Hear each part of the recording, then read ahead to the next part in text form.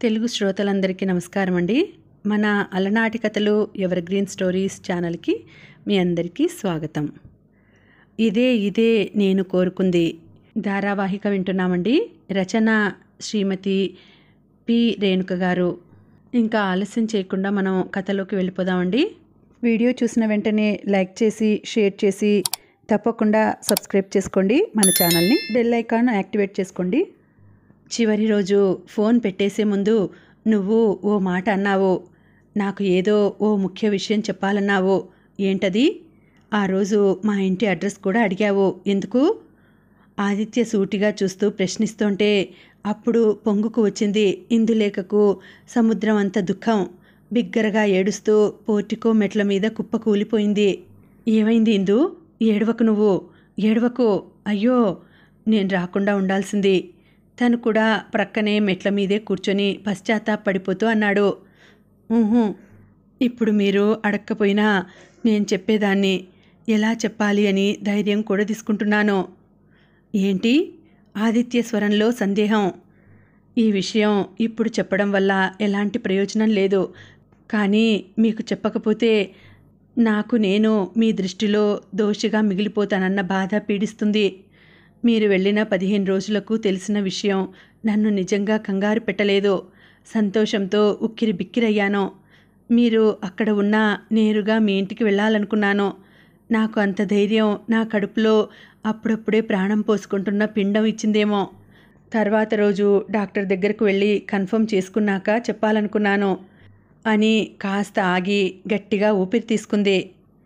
వింటున్న ఆదిత్య పక్కనే కూర్చొని కన్నీరు మున్నీరవుతూ చెప్తున్న ఇందులేఖని చూస్తూ తనకే తెలియకుండా నిటారుగా కూర్చొని దడదడా కొట్టుకుంటున్న తన గుండె శబ్దం తన చెవులకే వినిపిస్తుంటే ఆ గుండె సవడి ఇందు చెప్తున్న మాటలకు ఆటంకం కలిగిస్తుందేమో అన్నట్లు ఊపిరి బిగబట్టి వినసాగాడు. ఆ రోజే నాన్నకు ఆరోగ్యం బాగాలేదని సీరియస్గా ఉందని ఫోన్ చేయడంతో వెళ్ళిపోయాను. ఆ తర్వాత జరిగిన పరిణామాలతో ఆ విషయమే మర్చిపోయాను. పెళ్లి తప్పించుకోవాలన్న ఆలోచన తప్పితే కడుపులో పెరుగుతున్న పిండం సంగతి మర్చిపోయాను. నా అదృష్టం కొద్దీ పెళ్ళైన కొన్ని గంటలకే హర్ష బిజినెస్ వీసా మీద విదేశీ ప్రయాణం ఉండడంతో వెంటనే వెళ్ళిపోయారు. అలా వెళ్ళిపోకుండా ఉంటే నా పాప నాకు దూరం అయ్యేది కాదు. అన్నీ హర్షకు చెప్పదలుచుకున్నాను. విషయం తెలిసిన తర్వాత నాకెందుకో అంతులేని తెగింపు. ఏం జరిగితే అదే జరుగుతుందని ఇంట్లో వాళ్ళకి తెలియకుండా జాగ్రత్తలు తీసుకున్నాను. ఎప్పుడు గదిలోనే ఉండే నేను వదులుగా ఉన్న నైటీలతో ఎవ్వరికీ అనుమానం కలగకుండా చేసుకున్నాను. దిగులుతో అలా ఉన్నానేమో అని కొన్నాళ్ళు పట్టించుకోకుండా వదిలివేస్తే దారికి వస్తానని ఎవ్వరూ నా జోలికి వచ్చేవారు కాదు. అయినా ఎన్నాళ్ళో దాచలేకపోయాను. 6 నెల జరుగుతుండగా అమ్మ కనిపెట్టేసింది. నెత్తి నోరు బాదుకున్నారు. అబార్షన్ చేయించాలని చూశారు. తల్లి ప్రాణాలకే ప్రమాదం అనడంతో ఊరుకున్నారు. అక్క వైజాగ్ తీసుకువచ్చి తనకు తెలిసిన తన ఫ్రెండ్ హాస్పిటల్లో ఉంచింది. ఇంత చేసిన నేను నా బిడ్డను నాతో ఉంచుకోలేకపోయాను. జీవితం, పరువు, ప్రతిష్ట, సాంప్రదాయాలు అంటూ అంతా నా నోరు కుట్టేశారు. చెప్పడం పూర్తయ్యేసరికి ఇందులేఖకు ఏడుపుతో ఎక్కిళ్ళు రాసాగాయి. పాప? ఆదిత్య అడుగుతుంటే గొంతు పట్టేసినట్లుగా ఉంది. తల ఊపింది. ఇప్పుడు ఎక్కడ ఉంది? ఆదిత్య గొంతులో ఆందోళన. తెలియదు. బహుశా ఏ అనాథ శరణాలయంలోనో ఇచ్చేసి ఉంటారనుకుంటాను. ఇందులేఖ చెప్తుంటే ఆదిత్య బిగించిన పిడికిళ్ళు తన మనసులో సంఘర్షణ చెబుతున్నాయి. అక్కను అడిగితే తెలుస్తుంది. మీరు పాపను చూసుకోగలరా? మీ భవిష్యత్తుకు పాప అడ్డు కాదా? అందుకే మీ అంగీకారం తీసుకొని అక్కని అడుగుదామని ఉన్నాను. కాదు కాదు, ఎప్పటికీ కాదు. తల అడ్డంగా ఊపాడు. బాబు పుట్టాక పాప జ్ఞాపకాలు మరీ ఎక్కువయ్యాయి. బాబును నేను ఇంత అపురూపంగా చూసుకుంటున్నాను. తను ఎలా ఉందో, తింటుందో లేదో, ఎలాంటి బాధలు పడుతుందో. బాధను మింగడమో ఏమో ఆగి గుటకలు మింగింది. ఇందు, ఈ ఒక్క సహాయం చెయ్యి. మీ అక్కనడిగి పాప ఎక్కడుందో కనుక్కో. నా పాపని నేను చూసుకుంటాను ఆతృతగా అన్నాడు. అప్పటి వరకు నిశ్చేష్టుడై వింటున్న రాజేష్, అది ఫ్లైట్ టైం అవుతోంది అన్నాడు. అలాగే వెళ్తానిందు, పాప గురించి కనుక్కొని నాకు ఫోన్ చేస్తావు కదూ? ఎందుకో ఇందులేక ఇంతకు ముందులా పరాయి మనిషిలా అనిపించలేదు. విధిరాతకు బలైపోయిన అబలలా అనిపిస్తోంది. లోపల నుంచి తప్పటడుగులతో నడిచి తల్లి దగ్గరకు వస్తున్న బాబుని చూసి ఏమూలో ఓ స్పందన కలిగి దగ్గరకు తీసుకొని ఎత్తుకొని ముద్దు పెట్టుకొని క్రిందకు వదిలాడు. ఆదిత్య కదిలి వచ్చేస్తూ ఉంటే బేళగా చూస్తూ ఉండిపోయింది ఇందులేక. ఇది విన్నావా? అది అమూల్యకు పెళ్ళై భర్త అమెరికాలో ఉన్నాడని అనుకుంటున్నావా మనం? అదేం కాదట. ఆ అమ్మాయిని ఎవరో మోసం చేస్తే పెళ్లికి ముందే పుట్టిన బిడ్డట ఆ నేత్ర. ఇవాళ పక్కింటి శ్యామల గారు చెప్తే తెలిసింది. పాపం ఆ పాప కూడా అలాగే అనుకుంటోంది. పసిబిడ్డకేం తెలుసు? ఆదిత్యకు టేబుల్ మీద ప్లేట్లో భోజనం వడ్డిస్తూ అంది రాజేశ్వరి. ఇలాంటి మాటలు నాకు చెప్పకమ్మా. పుట్టిన వెంటనే చెత్త కుప్పలలోనో ముళ్ళ కంపల్లోనో పడేస్తున్నారమ్మా తల్లులు. వారి అదృష్టం బాగుంటే ఏ కుక్కలో పందులో చీల్చి చంపేస్తాయి. దురదృష్టం కొద్దీ బతికి బట్టకడితే జీవితాంతం తల్లిదండ్రులెవరో తెలియక జీవితాన్ని ఏడుస్తూ అనాథలుగా గడిపేస్తున్నారమ్మా. కాస్త డబ్బులు పలుకుబడి ఉన్నవారైతే అనాథ శరణాలయాలలో వదిలేస్తున్నారు. జీవితాంతం తామేదో తప్పు చేసిన వారిలా బ్రతుకుతున్నారమ్మా ఇలాంటి పిల్లలు. ఆ ద్వేషాన్ని సాటి మనుషుల మీద చూపిస్తూ నేరస్తులుగా మారేవాళ్ళు ఎందరో. అలా కాకుండా ధైర్యంగా బిడ్డను పోషించుకుంటోందమ్మా ఆ అమ్మాయి. వీలైతే కాస్త చేయూతనివ్వండి, లేకపోతే తన మానాన తనను వదిలేయండి. ఇలా రాళ్ళు రువ్వకండి ఆగ్రహంగా అంటూ అన్నం ప్లేట్లో చేయి కడుక్కొని విసురుగా పడకగదిలోకి వెళ్ళిపోయాడు. ఇప్పుడు నేనేమన్నానే? వీడికెందుకు ఇంత కోపం వచ్చింది? నెవ్వరపోయింది రాజేశ్వరి. అమూల్య గారంటే అన్నయ్యకు ఇష్టమేమోనమ్మా అనేసి నాలుగు ఖర్చుకుంది సౌమ్య. నీ ముఖం నోర్మోయ్, నోటికి ఏది వస్తే అది మాట్లాడతావు. కూతుర్ని కసిరింది రాజేశ్వరి. బెడ్ మీద పడుకొని ఆలోచిస్తున్న ఆదిత్య కళ్ళ ముందు ఎందుకో సమాజం సాంప్రదాయాలు అంటూ తను మాట్లాడినప్పుడు గాయపడిన మనసు కళ్ళల్లో స్పష్టంగా కనిపిస్తుంటే తన వంక తీవ్రంగా చూస్తున్న అమూల్య కనిపించింది. అర్ధరాత్రి చెరిగిన జాకెట్టుతో తన కారు ఎక్కినప్పుడు తను మాట్లాడవలసిన మాటలు అవేనా? ఏమైంది తన సంస్కారం? సింగిల్ పేరెంట్ పెంచిన పిల్లలు సరిగా ఉండరా అంటూ సూటిగా అడుగుతున్న ఆ కళ్ళల్లో భయం. ధైర్యంగా బిడ్డను అనాథ శరణాలయం పాలు చేయకుండా బిడ్డను పోషించుకుంటుంటే ఆమెకు లేనిపోని భయాలు పెడుతున్న తనలాంటి వారే ఇలాంటి వారికి శత్రువులు. ఆలోచనల నిండా అమూల్య నిండిపోగా ఎప్పటికో నిద్రపోయాడు. లోను పెడితే కష్టం పిన్ని. బంగారానికి పెళ్లి ఖర్చులకు ఇక్కడే ఎవరి దగ్గరైనా అప్పు తీసుకోండి. నెల నెల ఇంతని కట్టేద్దాం. లోను పెట్టి ఇల్లు తీసుకోవాలనుకుంటున్నాను. లిఖిత కోసం వచ్చిన పెళ్లివాళ్ళు వెళ్ళిపోయాక అంది అమూల్య. ఇల్లెందుకే నీకు అక్కడ? ఎటు మనకిక్కడ ఒక ఇల్లుందిగా, దీన్నే రీమోడల్ చేస్తే సరి. ఇది రీమోడల్ చేస్తే హరికి ఉంటుంది పిన్ని. నేను కొంటానంటున్నది నేత్ర కోసం. ఏంటి నేత్ర కోసమా? ఏమైనా అర్థముండే మాట్లాడుతున్నావా అమూల్య? ఎవరో అనాథ పిల్లను పెంచుకోవాలని అన్నావు. సరే, ఆస్తులు కొనివ్వడం ఏమిటి? సరే పిన్ని, దానికోసం కాకపోయినా నా కోసం అయినా కొనుక్కోవాలిగా. కాస్త అసహనంగా అంది అమూల్య. బాధ్యతలు తీరాక అలాగే కొనుక్కుందువు గాని, లిఖిత పెళ్ళి అయిపోయి హరి చదువు అయిపోతే మనకింకేం బాధ్యతలు ఉంటాయి చెప్పు. కాసేపు ఆలోచిస్తూ ఉండిపోయిన అమూల్య కాసేపు ఆగి, పిన్ని నీకు ఓ విషయం చెప్పాలనుకుంటున్నాను అంది. ఏంటి? మా ఆఫీస్లో సూరజ్ అనే అతను నన్ను పెళ్లి చేసుకుంటాను అంటున్నాడు పిన్ని. మంచివాడు, మీతో మాట్లాడి చెబుతాను అన్నాను. దుర్గముఖంలో రంగులు మారాయి. నీ జీతం కోసం ఇలాంటి ఉచ్చు వేసేవారు ఉంటారే అమూల్య, నువ్వది గమనించి మసులుకోవాలి. గుడ్డిగా మాయలో పడకు. అమూల్య మౌనంగా ఉండిపోయింది. సరేలే, తీరిక చూసుకొని నేను మీ బాబాయి వచ్చి వాళ్ళతో మాట్లాడతాం. ఈ లోపల తొందరపడకు అంది. అతనికి ఏం చెప్పమంటారు పిన్ని? మేమొచ్చి చూసి నచ్చితే చూద్దాంలే. ఇంతకు ఈ పిల్లనేం చేస్తావు? కాస్త దూరంగా బుడ్డీలతో ఆడుకుంటున్న నేత్ర తల పైకెత్తి చూసింది. కాస్త చిన్నగా మాట్లాడు పిన్ని, పాప వింటే బాగోదు. కంగారు పడింది. సర్లే, దీన్ని పెంచుకుంటున్నావని తెలుసుగా అతనికి? తెలుసు పిన్ని. ఇక ఏమీ మాట్లాడలేకపోయింది దుర్గా. ఏమైనా ఇబ్బంది అయితే నేను ఉంచుకుంటానులే. ఇక్కడ వీధబడికి వెళ్తుంది.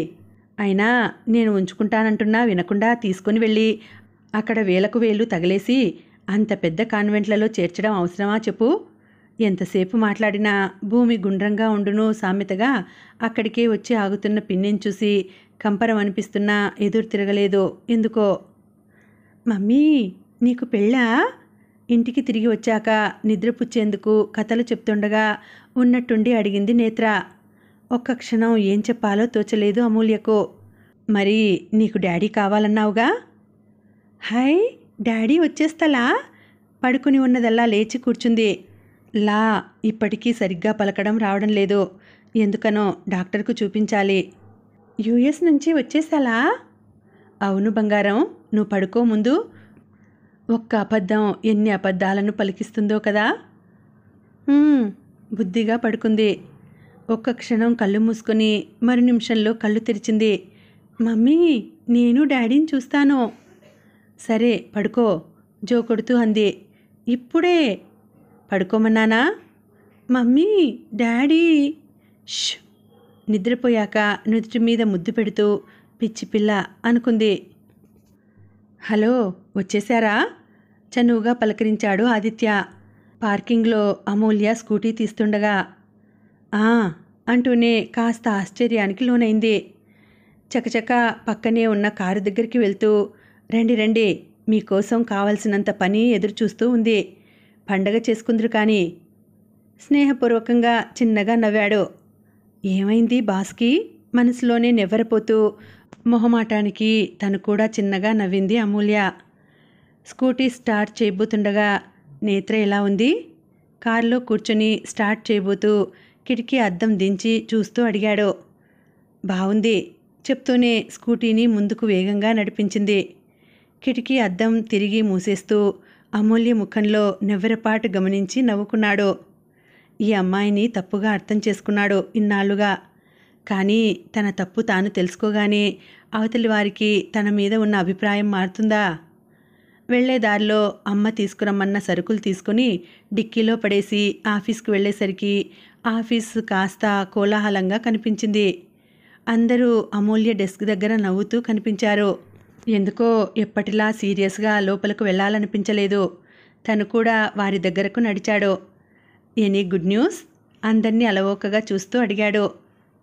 సూరజ్, అమూల్య ఆర్ గెట్టింగ్ మ్యారీడ్, అందరూ కోరస్గా అన్నారు. ఊహించని విషయం కాబట్టో మరెందుకో కానీ ఆదిత్య ముఖంలో రెప్పపాటు కాలంలో చిన్న నిరాశ కదలాడి మాయమైంది. Wow, congrats! సూరజ్కు షేక్ హ్యాండ్ ఇచ్చాడు. థ్యాంక్స్ ఆదిత్య. సూరజ్ సంతోషంగా నవ్వాడు. కంగ్రాట్స్ అమూల్య. అమూల్య వైపు చూశాడు. Thank you. మీ మ్యారేజ్ లోపు మంచి పార్టీ అరేంజ్ చేస్తాను, నవ్వుతూ హామీ ఇస్తూ కదిలిపోయాడు. ఎదురుగా శ్రీధర్ కాస్త అసహనంగా కనిపించాడు. ఇంటికి వచ్చిన ఆదిత్యకు ఎవరో కొత్తవారు కనిపించారు. బంధువులేమో అన్నట్లుగా లోపలకు వెళ్ళిపోయాడు. కాసేపయ్యాక వాళ్ళు వెళ్ళాక లోపలకు వచ్చింది రాజేశ్వరి. మన సౌమ్యకు సంబంధం చెప్తున్నారా దుర్గగారు? మాట్లాడమని చెప్పాను అంది. దుర్గగారు ఎవరమ్మా? గబుక్కున ఎవరంటే వారు చెప్పినవి చూడకు, జాగ్రత్తగా ఎంక్వైరీ చేయాలి. ఈవిడ అమూల్య పిన్నిరా? ఎక్కడో దూరపు చుట్టరికం కూడా ఉందిలే. వాళ్ళ చిన్నమ్మాయికి పెళ్లి కుదిరిందట. షాపింగ్కు వచ్చామన్నారు. నీకు కూడా ఓ సంబంధం చెప్పారు. ముందు అమ్మాయి ఫోటో పంపించమని చెప్పాను. నేనిప్పుడప్పుడే పెళ్లి చేసుకోనమ్మా. అసలు సౌమ్యకు కూడా జాబు వచ్చాక చేస్తే బాగుంటుందని నా అభిప్రాయం గట్టిగా అన్నాడు. నువ్వు ఊరుకో, అప్పుడే 30 ఏళ్ళు పైబడ్డాయి. ఇంకెప్పుడు చేసుకుంటావు? సౌమ్యకంటావా? ఆడపిల్లకు ఎంత త్వరగా పెళ్లి చేసి పంపిస్తే అంత మంచిది. లేకపోతే అమూల్యలా. అమ్మా! అప్పటికే ఆదిత్య కేకతో బిత్తరపోయి ఆగిపోయింది. ఎన్నిసార్లు చెప్పాలి నీకు? ఆ అమ్మాయిని ఏమీ అనవద్దని. కారణం కూడా చెప్పాను. నీకెందుకు అంత కోపం? నేనేమన్నానని? కోపంగా అంది. నీ ప్రవర్తనకు. నిన్న ఆ పాప ఇంట్లోకి రాబోతే గబుక్కున తలుపు వేసేశావు. నేను గబుక్కున పట్టుకోబట్టి సరిపోయింది. లేకపోతే ఆ పిల్ల కాలు నలిగేదే. ఏంటమ్మా ఇది? అంతో ఇంతో చదువుకున్నావు. మన సంస్కారం ఇదేనా? కాస్త వేదన ధ్వనించింది ఆదిత్య స్వరంలో. సమాజానికి సాంప్రదాయాలకు ఎదురీదేవారంటే ఎందుకో కోపంగా అనిపిస్తుందిరా. రాజేశ్వరి తలదించుకుంది. అది సమాజ సాంప్రదాయాలను మంట కలిపేస్తున్నారన్న ఆగ్రహం కాదమ్మా. వాళ్ళలా మనమెందుకు అంత ధైర్యంగా ఉండలేకపోతున్నామన్న ఈర్ష్య. మనసులో వాళ్ళను బరితెగించిన వారు అనుకుంటాము. ఏదో మూల మనమెందుకు మనసు కట్టేసుకున్నామని అసూయ. అది నేనన్నానని కాదమ్మా, నువ్వే ఆలోచించు. పెళ్లికి ముందు మోసపోవడమో విధి దూరం చేయడమో జరిగినప్పుడు అబార్షన్ చేయించుకోవడమో ఆ బిడ్డను ఏ చెత్త కుప్పలోనో పడేయక ధైర్యం చేసి పెంచుకుంటుంటే ఆ మాతృత్వానికి సెల్యూట్ చేయక ఏంటమ్మా ఈ ధోరణి చెప్పు. నేను గమనిస్తూనే ఉన్నాను. మొన్న ఆఫీస్లో లేట్ అవుతుందని పాపను కాసేపు ఉంచుకోమని ఆ అమ్మాయి నీకు ఫోన్ చేసి చెప్తే పనిపిల్లను తీసుకువెళ్ళి పొమ్మన్నావట. ఆ అమ్మాయి ఆఫీస్ నుండి వచ్చి ఆ టైంలో పనమ్మాయి ఇంటికి వెళ్ళి పాపను తీసుకుని వచ్చింది. ఇవన్నీ నాకెలా తెలుసునని అడక్కు. కాసేపు ఆవేశంగా, కాసేపు బాధపడుతూ, కాసేపు నచ్చ చెబుతున్నట్లుగా అన్నాడు. రాజేశ్వరి సోఫాలో కూర్చుని టీవీ మ్యూట్లో ఉంచి ఛానల్స్ మారుస్తున్న సౌమ్య వైపు గుర్రుగా చూసింది. ఆవేశంగా సోఫాలో కూలబడిన ఆదిత్యకు తన ధోరణి తనకు అర్థమవుతూనే ఉంది. ఎంత ఇందు మీద జాలి ఉన్నప్పటికీ తన బిడ్డను అనాథను చేసిందన్న కోపం కూడా ఉంది. అది అమూల్య పట్ల గౌరవంగా మారుతోంది. ఇందు అలా ఎందుకు చేయలేకపోయిందన్న ఆక్రోశం. తన రక్తం పంచుకున్న బిడ్డ ఎక్కడో నానా కష్టాలు పడుతుందన్న ఆవేదన. నా మాట వినమ్మో, ఒక్కగానొక్క కొడుకని నా పెళ్ళి బంధువులందరినీ పిలిచి గొప్పగా చేసుకోవాలని అమ్మకు ఉండదా చెప్పు. అందుకోసం నేత్రను మన పెళ్ళయ్యే వరకు ఎక్కడో దూరంగా హాస్టల్లో ఉంచాలనడమే బాగలేదు సూరజ్. అసలు మీ అమ్మగారికి నేత్ర గురించి చెప్పావా? ఇలాంటి విషయాలు పెద్దవాళ్లకు అర్థం కావు అమ్మో. అందుకే పెళ్ళయ్యాక నిదానంగా చెప్తాను.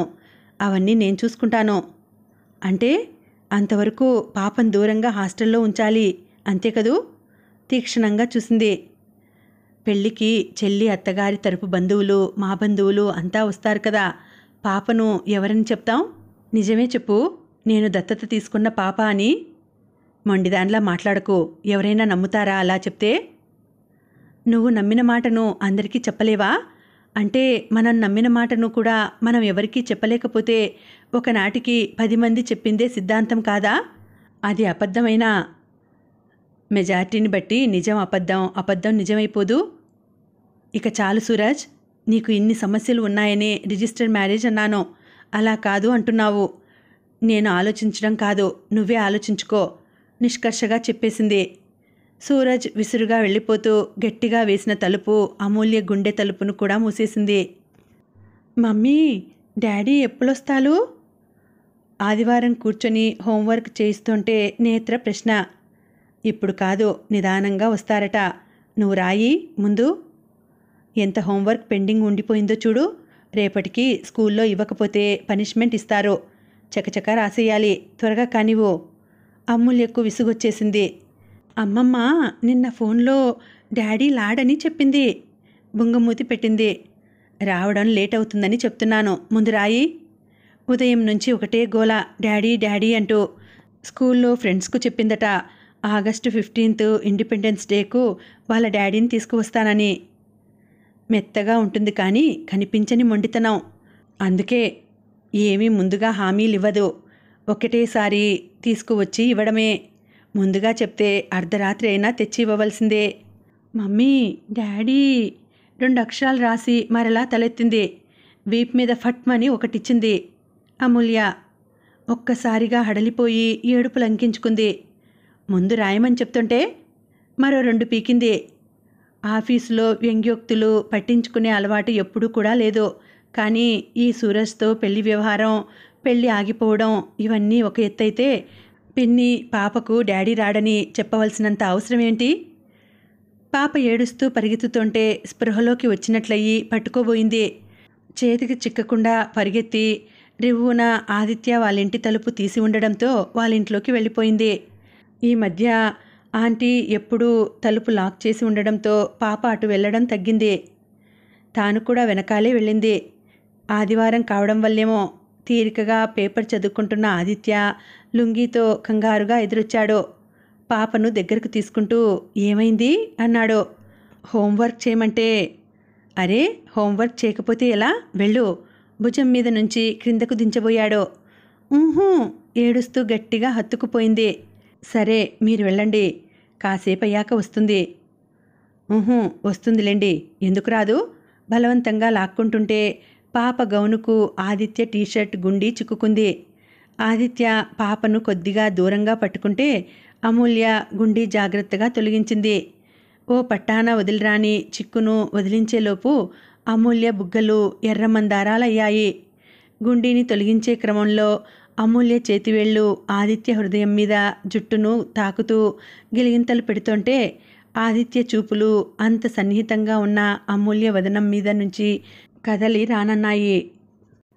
బలవంతంగా నేత్రం తీసుకుని ఇంటికి వచ్చిన అమూల్యను ఆదిత్య చూపులు చాలాసేపు వెంటాడాయి. మొట్టమొదటిసారి ఆదిత్య చూపులలో తేడా స్పష్టంగా తెలిసింది. ఇప్పటి వరకు చాలాసార్లు ఆదిత్య గురించి ఆలోచించేటప్పుడు ఆదిత్య మంచివాడని చెప్పింది. ఆదిత్య చూపులే ఆడ మగ తేడా లేకుండా చూసే చూపులవి. ఇవాళ అవి అలా లేవు. కానీ విచిత్రంగా చిరాకుగానో కంపరంగానో అనిపించడం లేదు. మరలా గుర్తు చేసుకోవాలనిపిస్తోంది. మీసాల మాటున కనీ కనిపించని సన్నని నవ్వు. ఆ నవ్వు తాలూకు ఛాయలు కళ్ళల్లో ప్రతిఫలిస్తుంటే తాను తడబడిందా? ఏమో, తనకేమైంది? ఎన్నిసార్లు సూరజ్ శ్రీధర్లతో దగ్గరగా కూర్చొని మాట్లాడలేదు? సూరజ్ కళ్ళల్లో ఆరాధన, శ్రీధర్ కళ్ళల్లో కాంక్ష సాదాసీదాగా గమనించినట్లు ఉండిపోయేది. కానీ ఆ చూపులు తనని ఎప్పుడూ ఇలా వెంటాడలేదు. కేవలం వెంటాడడమేనా? ఊహూ, ఏదో ఇది అని తెలియని సంతోషం మనసును కుదిపేస్తోంది. ఈనాడేదో అయ్యింది, ఏనాడు నాలో జరగంది. టీవీలో వస్తున్న పాటతో పాటు హమ్ చేయసాగింది అమూల్య. నేత్రకు అన్నం పెట్టాలని చూసింది. 2 ముద్దలు తిని పక్కకు నెట్టేసింది. అమూల్య వెళ్ళిపోయాక ఆలోచనలో పడిపోయాడు ఆదిత్య. ఏంటి మార్పు తనలో? తనకే తెలియకుండా ఏదో జరుగుతోంది. ఏంటిది? ఆకర్షణ? ప్రేమ? ప్రేమే అయితే ఇందు పట్ల తన ప్రేమ నిజం కాదా? ఇద్దరి పట్ల తనకున్నది ప్రేమే అయితే ప్రేమ అనేది ఒక్కసారే కలుగుతుందని, మిగిలినవన్నీ ఆకర్షణలని అంటారే. మరి ఇందుకు తన పట్ల ఉన్నది ప్రేమ కాదా? ప్రేమే అయితే ఎందుకిలా చేసింది? ఇందు చేసిన పనులలో ఒక్కటైనా ఆలోచించి జ్ఞానంతో చేసిన పని ఏదైనా ఉందా? దానికి తాను కూడా తందానా తానా అన్నాడు. ఇంట్లో చెప్పకుండా రహస్య వివాహం అంటే అలాగే అన్నాడు. తండ్రి చనిపోతే కళ్ళల్లో పెట్టుకుని పెంచిన తల్లి గురించి కూడా ఆలోచించలేదు. ఆ తర్వాత అయినా ఇందు తండ్రి ఆరోగ్యం, అక్క కాపురం అంటూ ఆలోచించిందే కానీ తన కడుపులో బిడ్డ గురించి ఆలోచించలేదు. జీవితాన్ని ఎవరెటు లాక్కెళ్తే అటు వెళ్ళింది. నిలకడలేని మనిషిలా. లేదు, అమాయకత్వం, ఎవరినీ ఎదిరించలేని పిరికితనం. తన మీద కోపం తెచ్చుకోకూడదు, కానీ పాపను అనాథను చేసిందన్న కోపం అమూల్య పట్ల ఇష్టంగా మారుతోందా? కాదు, మొదట్నుంచి ఆ అమ్మాయి తెలివితేటలు, వ్యక్తిత్వం తనను ఏదో మూల ఆకట్టుకుంటూనే ఉన్నాయి. సూరజ్తో పెళ్లి వరకు వచ్చి ఆగిపోయినా ఆమెలో ఎలాంటి అధైర్యం కనిపించలేదు. విభిన్న వ్యక్తిత్వం. ఆలోచనల నిండా అమూల్య నిండిపోయింది. అర్ధరాత్రి కాలింగ్ బెల్ మోగడంతో రాజేశ్వరి మేల్కొంది. సమయం చూసి 12 గంటలైంది. ఈ సమయంలో ఎవరబ్బా? ఎందుకైనా మంచిదని పడక గదిలోకి వెళ్ళి ఆదిత్యను లేపింది. ఎవరై ఉంటారు? తెలిసిన వారైతే ఫోన్ చేసేవారు కదా అంటూ తలుపు తీసి గుమ్మం ముందు నైటీతో నిల్చొని ఉన్న అమూల్యం చూసి ఆశ్చర్యపోయాడు. పాపకు చాలా జ్వరంగా ఉందండి. 104 డిగ్రీలు ఉంది. చలికి వణికిపోతూ ఉంది. ఒకటే కలవరింతలు. నాకు చాలా భయంగా ఉంది. హాస్పిటల్కి వెళ్ళాలి. మీరెవరైనా తోడు వస్తారని. అమూల్య స్వరం వణికింది. వస్తున్నాను. అమూల్యను అంత అధైర్యంగా ఎప్పుడూ చూడని ఆదిత్య మరో ఆలోచన లేకుండా లోపలికి వెళ్ళి లుంగి మార్చుకొని అమూల్య వెంట వెళ్తుంటే రాజేశ్వరి చూస్తూ ఉండిపోయింది. అమూల్య నైటీ మార్చుకుని పర్సు తీసుకుని వస్తుంటే పాపకు ఓ జత బట్టలు కూడా తీసుకోండి, ఒకవేళ డాక్టర్ అడ్మిట్ చేయాలంటే ఉంటాయి సలహా ఇచ్చాడు ఆదిత్య. అతనికి పాప స్థితి చూస్తుంటే ఓ 2 రోజులు హాస్పిటల్లో ఉంచుకుంటారేమో అనిపించింది. పాపను భుజానికెత్తుకుని మీరు తాళం వేసిరండి అంటూ బయటకు నడిచాడు. వెనుక సీట్లో కూర్చుంటారా అడిగాడు ఆదిత్య. ముందే కూర్చుంటాను. ముందు సీట్లో కూర్చోవడమే కాస్త ధైర్యంగా ఉంటుందనిపించింది అమూల్యకు. ఏ డాక్టర్ దగ్గరకు? పాపను ఎప్పుడూ చూపించే డాక్టర్ ఈ టైంలో ఉండరనుకుంటాను. నేత్రా, వడిలో కూర్చుని మాగన్నుగా నిద్రపోతున్న పాప బుగ్గల మీద తడుతూ పిలవసాగింది అమూల్య. ఫీవర్ ఎక్కువగానే ఉన్నట్లుంది. నేను కొట్టడం వల్లే జ్వరం వచ్చి ఉంటుందంటారా? అమూల్య స్వరంలో కాస్త బాధ ధ్వనించింది. అంత కోపం ఎందుకు వచ్చింది మీకు? డ్రైవ్ చేస్తూనే మెల్లగా అడిగాడు. ఒక్క క్షణం మౌనంగా ఉండిపోయింది. లేదు, మా డాడీ వస్తాలు. నేత్ర నిద్రలోనే గొనిగినట్లుగా అంటోంది. ఏమంటోంది? కాస్త ఆశ్చర్యంగా అడిగాడు. తప్పదన్నట్లు సూరజ్తో వివాహం అన్న తర్వాత తాను పాపతో డాడీ వస్తాడని చెప్పడం, తర్వాత పెళ్ళి క్యాన్సిల్ కావడం గురించి చెప్పింది. ఇండిపెండెన్స్ డేకి వాళ్ళ డాడీని తీసుకువస్తానని ఫ్రెండ్స్కి చెప్పిందట. హోంవర్క్ చేయకుండా డాడీ అని గోల చేస్తుంటే కోపం వచ్చి 4 తగిలించాను. ఇంత దిగులు పెట్టుకుంటుందనుకోలేదు. అందుకే పాప వినేట్లుగా మాట్లాడవద్దంటాను పిన్నితో. నేను కూడా అలా చెప్పవలసింది కాదు. తప్పు చేశానన్న బాధ స్పష్టంగా కనిపించింది అమూల్య స్వరంలో. పిల్లలు అంతే, పక్క ఫ్రెండ్స్ దగ్గర ఉన్న బొమ్మ లాంటిదే కావాలంటారు కదా, అలాగే ఫీల్ అవుతున్నట్లుంది. మీరు నెమ్మదిగా చెప్పండి, అర్థం చేసుకుంటుంది మృదువుగా అన్నాడు ఆదిత్య. జ్వరం ఎక్కువగా ఉంది. నుదిటి మీద చేయి వేస్తూ అంది అమూల్య. కంగారు పడకండి, 10 నిమిషాల్లో హాస్పిటల్లో ఉంటాం. నిజంగానే 10 నిమిషాల్లో దగ్గరలో ఉన్న మల్టీ స్పెషాలిటీ హాస్పిటల్కు తీసుకువచ్చాడు. ఎమర్జెన్సీలో ఉన్న పిల్లల డాక్టర్ వచ్చి చూసి ఫీవర్ 105 ఉంది, ఫిట్స్ వచ్చే సూచనలు కనిపిస్తున్నాయి, ఎందుకైనా మంచిది ఈ రాత్రికి ఐసీయూలో ఉంచుదాం అనడంతో అమూల్య మొదటిసారి భయపడింది. కనీసం సమాధానం కూడా చెప్పలేకపోయింది. ఆదిత్యను తోడు తీసుకురావడం ఎంత మంచిదైందో అనిపించింది. మీరు ఇక్కడ కూర్చోండి అని మందులకు అన్నింటికీ తనే తిరుగుతుంటే నిస్సత్తువుగా కూర్చుని చూస్తూ ఉండిపోయింది. ఐసీయూలో చేర్చాక బయట ఉన్న కుర్చీలో కూర్చొని ఉన్న అమూల్య దగ్గరకు వచ్చి ప్రక్క కుర్చీలో కూర్చుంటూ, తీసుకువచ్చి మంచి పని చేశారు. రాత్రికి ఇంట్లో ఉంచుకుని ఉంటే ప్రమాదమయ్యేది అన్నాడు ఆదిత్య. అమూల్య నుంచి ఎలాంటి సమాధానం రాకపోవడంతో పక్కకు తిరిగి అమూల్య వైపు చూశాడు. చెప్తే కానీ తెలియని వయసు. ఇంత పాప ఉందంటే ఎవరూ నమ్మలేరు. మనసులో ఏముందో కానీ పైకి గంభీరంగా ఉంది. వాచ్ చూసుకుంటుంటే, మీరు వెళ్ళండి, మీ నిద్ర కూడా పాడవుతుంది, ఉదయాన్నే ఆఫీస్ ఉందిగా అంది. పర్లేదు, ఉదయానికల్లా పాపకు తగ్గిపోతుంది, పాపను తీసుకుని వెళ్దాం అంటూనే కాళ్ళు ముందుకు చాపి కుర్చీలోనే కళ్ళు మూసుకున్నాడు. ఇలాంటి వ్యక్తిని నేనెక్కడో చూశాను. నిద్రపోతున్న ఆదిత్యం చూస్తూ అమూల్య మనసులో రెండోసారి అనుకుంది. మధ్యలో డాక్టర్ పాపను చూడవచ్చు అంటే లోపలికి వెళ్ళి చూసింది. సెలైన్ ఎక్కించడం కోసం కాలి దగ్గర గుచ్చి ఉన్న సూదిని చూడగానే దుఃఖం పొంగుకు వచ్చినా మింగేసింది. దగ్గరకు వెళ్ళి నేత్రా పిలిచింది. మమ్మీ నీరసంగా అంది. ఏమిట్రా? తల మీద ఆప్యాయంగా చెయ్యి వేసి అడిగింది. డా ఏదో చెప్పబోతూ ఆగిపోయింది. చెప్పరా మృదువుగా అడిగింది. మమ్మీ రేపు స్కూల్ ఉందా? ఉంది, నీకు బాగా తగ్గాక వెళ్ళొచ్చు, ఏం కాదు సరేనా అంది అమూల్య.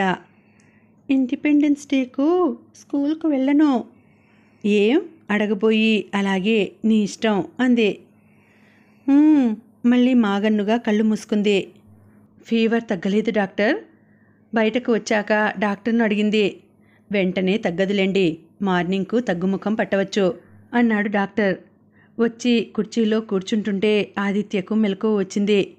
కాసేపు పడుకుంటారా అని అడుగుతూనే 2 కుర్చీలు మధ్యలో ఉన్న హ్యాండ్ని పైకి లాగి పడుకోవడానికి అనువుగా చేస్తూ, ఇప్పుడు పడుకోండి అంటూ నర్స్ దగ్గరికి వెళ్ళి దిండు అడిగి తెచ్చాడు. ఐసీయూలో ఉన్న పేషెంట్ తాలూకు బంధువులు అక్కడ ఒకరు అలాగే పడుకొని ఉన్నారు. దిండు వేసుకుని పడుకున్న అమూల్య టీషర్టు కిందకు లాక్కుంటూ కాస్త ఇబ్బందిగా ఫీల్ కావడం గమనించిన ఆదిత్య మరలా నర్సు దగ్గరికి వెళ్ళి ఒక బెడ్షీట్ పట్టుకొచ్చి ఇచ్చాడు. తను 2 కుర్చీలకు అవతల ఉన్న కుర్చీలో కూర్చొని కళ్ళు మూసుకున్నాడు. ఉదయానికి నేత్రకు జ్వరం తగ్గడంతో గదికి షిఫ్ట్ చేశారు. డాక్టరు సాయంత్రం వరకు ఉండి వెళ్ళవచ్చునని చెప్పడంతో అమూల్యకు ధైర్యం వచ్చింది. ఆదిత్య అమూల్య దగ్గర తాళాలు తీసుకుని ఇంటికి వెళ్ళి సౌమ్య సహాయంతో అమూల్య బట్టలు తీసుకుని వచ్చాడు. నేత్రకు ఒళ్ళు తుడిచి బట్టలు మార్చి తను స్నానం చేసి వచ్చింది. అమ్మో, మాకెందుకు చెప్పలేదు? ఒక్కదానివే హైరాణ పడ్డావా? హడావిడిగా వచ్చారు సూరజ్, శ్రీధర్. ఓవైపు కుర్చీలో కూర్చుని ఉన్న ఆదిత్యను గమనించలేదు ఇద్దరు. ఇప్పుడు కూడా చెప్పేది కాదు, నేను ఫోన్ చేస్తే చెప్పింది అన్నాడు సూరజ్. అసలు ఏమైంది? ఉన్నట్లుండి జ్వరం ఎందుకు వచ్చింది అడిగాడు శ్రీధర్. డాడీ కావాలని దిగులు పడిందట అంటూ సూరజ్ అప్పుడు చూశాడు ఆదిత్యను. ఓ, మీరెప్పుడొచ్చారు ఆదిత్య? కరచాలనం చేశారు ఇద్దరు ఆశ్చర్యపోతూనే. అమూల్య చెప్తుందేమో అన్నట్లు అమూల్య వైపు చూశాడు ఆదిత్య. ఆదిత్య చెప్తాడేమో అన్నట్టు ఆదిత్య వైపు చూసింది అమూల్య. నిద్రపోతున్న నేత్ర కళ్ళు తెరవడంతో సూరజ్ నేత్ర దగ్గరికి వెళ్ళాడు. డాడీ కావాలని ఏడ్చావా? ఆప్యాయంగా బుగ్గలు నిమురుతూ. ఇండిపెండెన్స్ డేకి డాడీ స్కూల్కి రావాలి అంతేగా అడిగాడు సూరజ్. వస్తానన్నాలు ముద్దుగా పలికింది నేత్ర. ఎవరు? ఆశ్చర్యంగా అన్నారు అమూల్య, శ్రీధర్, సూరజ్ ముగ్గురు ఒకేసారి. నేనే డాడీని లావద్దన్నాను. నేత్ర మాటలకు అమూల్య భయపడింది. సంధి ప్రేలాపన అయితే కాదు కదా? ఏంట్రా ఆ మాటలు? ఏమైంది నీకు? ఆందోళనగా దగ్గరకు వెళ్ళి పాపని ఎత్తుకొని తన ఒళ్ళోకి తీసుకుంది. సూరజ్ పాపను అమూల్య చేతిలోంచి తీసుకుని ఎత్తుకున్నాడు. నీకు డాడీ కావాలన్నావు, అందుకే వచ్చాను. నేనే మీ డాడీని. నువ్వు డాడీవి కాదు, అంకుల్ కిలకిలా నవ్వింది నేత్ర. నేను డాక్టర్ను పిలుచుకొని వస్తాను కంగారుగా పరుగు తీసింది అమూల్య. అమూల్య, మీరు ఉండండి, నేను పిలుచుకొని వస్తాను. వెనుకే ఆదిత్య పరుగు తీశాడు. అమూల్య గదిలోకి వచ్చి పాపని దగ్గరికి తీసుకుని ప్రేమగా హత్తుకుంది. అమూల్య కళ్ళల్లో భయం వదల్లేదు. కాసేపు అయిన తర్వాత తాపీగా వచ్చాడు ఆదిత్య. డాక్టర్ భయపడాల్సిన పని ఏమీ లేదన్నారు. రౌండ్స్ పూర్తయ్యాక వస్తానన్నారు అన్నాడు. ఇలా ఇవ్వండి పాపను. ఎత్తుకొని బయటకు తీసుకువెళ్ళాడు ఆదిత్య. మాకు చెప్పాలనిపించలేదా అమ్ము? అంత పరాయి వాళ్ళమైపోయామా? బాధగా అన్నాడు సూరజ్. అదేం కాదు, ఆ సమయంలో ఎవరిని పిలవాలో అర్థం కాలేదు. ఆదిత్య గారిని పిలిచాను, వచ్చారు. ఓహో, ఇద్దరు ముఖముఖాలు చూసుకున్నారు. ఆదిత్య వచ్చి పాపను వదిలిపెట్టి, నేను వెళ్తున్నాను, సాయంత్రం వస్తాను, ఈ లోపల ఏమైనా అవసరమైతే కాల్ చేయండి అమూల్యకు చెప్పి వెళ్ళిపోయాడు. సరే, మేము వెళ్తామమ్ము. ఇక ముందైనా ఆదిత్యనే కాదు మమ్మల్ని కూడా గుర్తు ఉంచుకుంటే సంతోషం కాస్త వ్యంగ్యంగా అని కదిలాడు శ్రీధర్. అమూల్య అభావంగా చూసింది.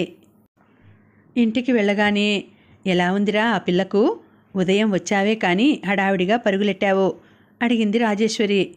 బాగుందమ్మా, తెల్లవారుజామున బాగా కంగారు పెట్టేసింది. నాకు కూడా భయం వేసింది. ఇప్పుడు బాగుందిలే. సరే, స్నానం చేసి టిఫిన్ చేయి, ఆఫీస్ ఉందిగా ఇవాళ అంటూ వంటింట్లోకి వెళ్ళింది. తల్లివైపు సాలోచనగా చూస్తూ ఉండిపోయిన ఆదిత్యకు హాస్పిటల్లో తెల్లవారుజామున జరిగిన సంగతి జ్ఞాపకం వచ్చింది. నేత్ర అటెండెన్స్ ఎవరండి ఇక్కడ? నర్సు కంగారుగా వచ్చి అడగగానే అప్పుడే కుర్చీలో కూర్చొని నిద్రకు ఉపక్రమించబోతున్న ఆదిత్య గబుక్కున లేచాడు. ఏమైంది కంగారుగా అడిగాడు. ఈ మందులు తీసుకురమ్మన్నారు డాక్టర్ గారు. ప్రిస్క్రిప్షన్ చేతిలో పెట్టింది. చేతికి తీసుకుంటూ అమూల్య వైపు చూశాడు. కప్పుకున్న బెడ్షీట్ కింద పడిపోయి ఉంది. ఆదమరిచి నిద్రపోతూ ఉంది. మేలుకొని ఉన్నంతసేపు టీషర్టు క్రిందకు లాక్కుంటూ తెగ ఫీలైన అమ్మాయి వెళ్ళకిలా తిరిగి టీషర్ట్ పైకి జరిగి తెల్లగా నడుం భాగం కనిపిస్తున్నా స్పృహలో లేనట్లుగా నిద్రపోతోంది. అమూల్యను లేపాలనిపించలేదు. గబగబా మెడికల్ షాప్కు దారి తీశాడు. మందులు నర్స్ చేతికి ఇచ్చి క్రింద పడిన బెడ్షీట్ అమూల్యకు ఎక్కడ నిద్రాభంగం అవుతుందో అన్నట్లు తన చేయి తగలకుండా కప్పి మందులు తీసుకుని లోపలికి వెళ్ళిన నర్స్ ఎప్పుడు వస్తుందా అని ఎదురు చూడసాగాడు. ఓ అరగంట తర్వాత డాక్టర్ బయటకు వచ్చాడు.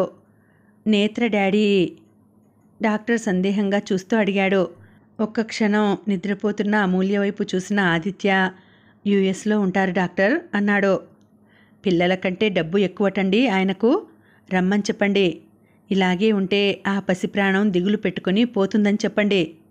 డాక్టర్ చకచకా వెళ్తూ 3 కుర్చీలను కలిపి ఒకే బెడ్లా చేసుకుని నిద్రపోతున్న అమూల్య వైపు చూసి, తల్లిదండ్రులిద్దరూ బాధ్యత తెలియని వాళ్ళలా ఉన్నారు అనేసి వెళ్తుంటే, డాక్టర్ పాపని నేను చూడవచ్చా ఆతృతగా అడిగాడు. చూడండి, ఎక్కువ మాట్లాడించకండి, మాట్లాడితే డాడీ అంటోంది, ఓ అరగంట క్రితం ఫిట్స్ కూడా వచ్చాయి అంటూ వెళ్ళిపోయాడు.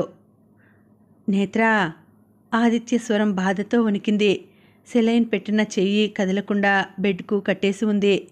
రోజు ఉత్సాహంగా తిరుగుతున్న పిల్ల అలా పడుకొని ఉండడం బాధగా అనిపించింది. ఇండిపెండెన్స్ డేకి పేరెంట్స్ మీటింగ్కు మా డాడీ లాలని వెక్కిలిస్తున్నాలో సోఫియా లాస్యా. కళ్ళు తెరుస్తూనే ఆదిత్యం చూసి అంది. ఆ క్షణం ఆదిత్యకు మనసు కదిలిపోయింది. తన రక్తం పంచుకుని పుట్టిన పాప ఇలాగే తన తల్లిదండ్రి కోసం అలమటించిపోతూ ఉంటుందా? నేత్రా దగ్గరగా వెళ్ళి తల మీద ఆప్యాయంగా చెయ్యి వేసి నిమిరాడు. నీకు ఓ రహస్యం చెప్తాను, ఎవ్వరికీ చెప్పకూడదు, మమ్మీకి కూడా. చెవి దగ్గరగా చెప్పాడు. ఏంటి అంకుల్? డాడీ తెలుసా మీకు? కళ్ళు మిలమిలలాడిస్తూ అంది. తెలుసు, కానీ మమ్మీకి డాడీకి చిన్న గొడవ, అందుకే ఇన్నాళ్ళు మీకు దూరంగా ఉన్నారు. ఇప్పుడు కాస్త దగ్గరకు వచ్చారు, కానీ మమ్మీకి డాడీ మీద కోపం పూర్తిగా పోవాలి కదా, అందుకే దూరంగా ఉన్నారు. నువ్వు ఎవరికీ చెప్పనంటే నీకు చెప్తాను అనునయంగానే హెచ్చరిస్తున్నట్లు అన్నాడు. చక్రాల్లాంటి కళ్ళు గుండ్రంగా తిప్పింది. మీ డాడీ ఎవరంటే ముందు ఓ మాట చెప్పు, నేనంటే నీకు ఇష్టమేనా? చాలా, సోఫియా డాడీ కంటే బాగుంటాలు. అయితే నేనే మీ డాడీ నవ్వాడు. హా? లేవబోతున్న పాపను కదలకుండా వారించి ముందుకు వంగి బుగ్గల మీద సున్నితంగా పెదవులతో స్పృశిస్తుంటే ఎక్కడో పితృహృదయం తన దూరమైన పాపను తలుచుకుని బావురుమంది. గుర్తుపెట్టుకోవాలి, మమ్మీకి నా మీద కోపం తగ్గే వరకు నువ్వు తెలియనట్లే ఉండాలి, సరేనా? వీలైతే ఇండిపెండెన్స్ డేకు వస్తాను. నువ్వు నన్ను మమ్మీకి కోపం తగ్గే వరకు డాడీ అని పిలవకూడదు, సరేనా అన్నాడు. అలాగే. పాపకు డాక్టర్ ఇచ్చిన అనస్థిషియా పనిచేస్తున్నట్లుంది. కళ్ళు మూతలు పడసాగాయి. అంతా గుర్తుకు తెచ్చుకున్న ఆదిత్య పెదవుల మీద నవ్వు ప్రత్యక్షమైంది. కేవలం తనకు దూరమైన పాప మీద జాలితో ఈ పాపకు దగ్గరవుతున్నాడా తను, లేక అమూల్యకు దగ్గర కావాలనా? నిజం చెప్పు, నిలదీసింది ఆత్మ మనసును. నాకు తెలియదు, తప్పించుకోబోయింది మనసు. దొంగ. ఆత్మ ఉడికిస్తుంటే మనసు తప్పించుకోవాలని చూసింది. ఆ రెండింటి సయ్యాటను చూస్తూ నవ్వుకుంటున్న ఆదిత్య, మీరిద్దరూ ఏమనుకున్నా ఒకటి మాత్రం నిజం, అమూల్యకు దగ్గరవ్వాలంటే సులభమైన మార్గం పాపే. తయారై ఆఫీస్కు వెళ్ళాడే కానీ పని చేయాలనిపించలేదు. హాస్పిటల్కు వెళ్తే మధ్యాహ్నం భోజనం చేసిందో లేదో నర్సుకు జాగ్రత్తలు చెప్పి వచ్చాడు. కానీ ఆ నర్సు ఉందో, షిఫ్ట్ మారి వేరే నర్సు వచ్చిందో. పోనీ ఫోన్ చేస్తే? ఫోన్ చేతికి తీసుకొని నెంబర్ డయల్ చేయబోయేంతలో ఫోన్ రింగ్ అయింది. ఇన్కమింగ్ కాల్ ఫ్రమ్ పీపీ అన్న అక్షరాలు చూసి నవ్వుకున్నాడు. పొగరు పిల్ల. పీపీ అమూల్యకు తను పెట్టుకున్న నిక్నేమ్. ఎందుకు చేస్తోందో లిఫ్ట్ చేశాడు. ఇంకా ఉందండి, కథ కొనసాగుతుంది. మళ్ళీ వచ్చే వీడియోలో కలుసుకుంటానండి. అంతవరకు సెలవు. నమస్తే.